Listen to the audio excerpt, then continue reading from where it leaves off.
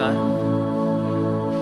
હું લલિત એમ કુનડિયા, વ્યાયામ શિક્ષક શ્રી ડિઝાઇન Mehta high school Junadisa, associate NCC officer 35 Gujarat battalion NCC Palanpur.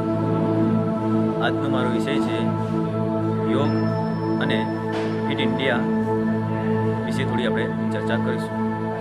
મિત્રો, આપણે જાણીએ છીએ કે વર્તમાન સમયમાં COVID-19 પરિસ્થિતિના કારણે વ્યક્તિનું હેલ્થ એન્ડ ફિટનેસ એટલે કે આરોગ્ય અને સ્વાસ્થ્ય ખરાબ છે.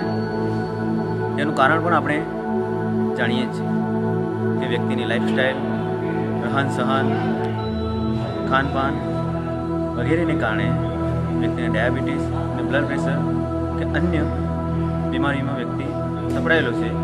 તેમજ હતાશા અને ડિપ્રેશનમાં વ્યક્તિ જીવી રહ્યો છે. આ સમસ્યામાંથી વ્યક્તિ જલ્દી બહાર આવી શકતો નથી. એના માટે આપણે શું કરી શકીએ? તો આપણે જાણીએ છીએ કે માન્ય પ્રધાનમંત્રી Shri Narendrabhai Modi fit India movement ચલાવી રહ્યા છે.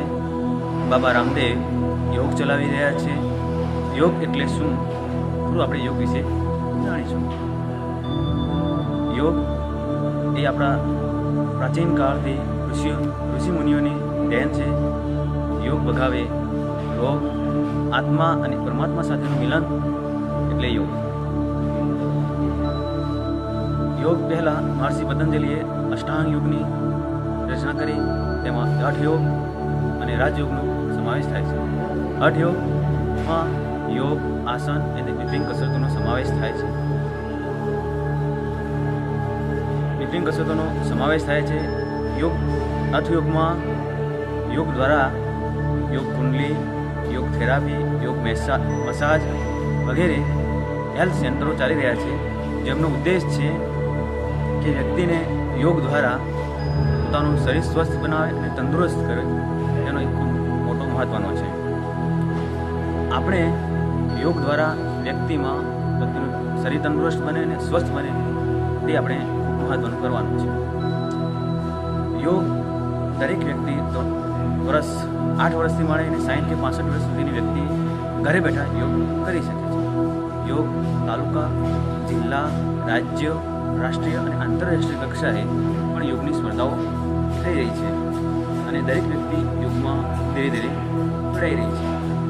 યોગ કરવાથી આપણે લેક્ટિક એસિડ કમ કરી શકીએ છીએ કે જે આપણે ખાનપાનમાંથી આપણા શરીરમાં ઉત્પન્ન થાય છે.